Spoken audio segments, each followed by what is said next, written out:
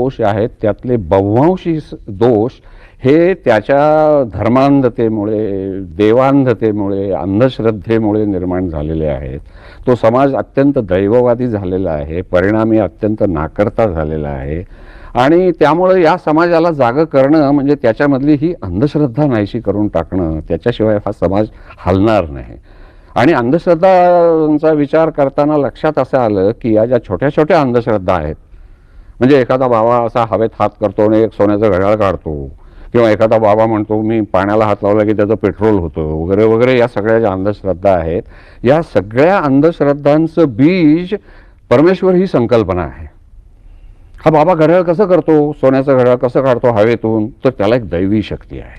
हा पाण्याचं पेट्रोल कसं करतो, तर त्याला एक दैवी शक्ती ते काही लोक स्वतःला भगवानच म्हणवतात. ते भगवान म्हणवतात, ते म्हणजे म्हणवू लागलेच ते, कारण त्यांना ते लक्षात आली युक्ती.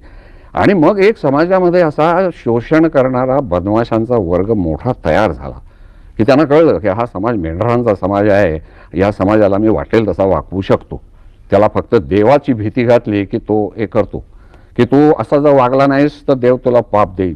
कुठलीही एक काहीतरी पार्वती माँ उठते आणि ती म्हणते मी पोटावर हात ठेवला तर गर्भाशी कुठलीही बाई, अगदी वांज असलेली बाई सुद्धा तिच्या पोटामध्ये गर्भधारणा होते आणि तिच्याकडे जायला आमच्या लोकांचे क्यूजच्या क्यूज लागतात. आज सुद्धा मी बघतो या निरनिराळ्या ठिकाणी दर्शनं घ्यायला जे जातात, पंढरपूरच्या यात्रेची संख्या प्रचंड वाढते, शिर्डीला जाणाऱ्या लोकांची संख्या वाढते. दरवेळेला ॲक्सिडेंट झालेले जर पाहिले तर ते त्या शिर्डीच्या साईबाबाकडून परत तरी येत असतात किंवा दर्शनाला जात तरी असतात.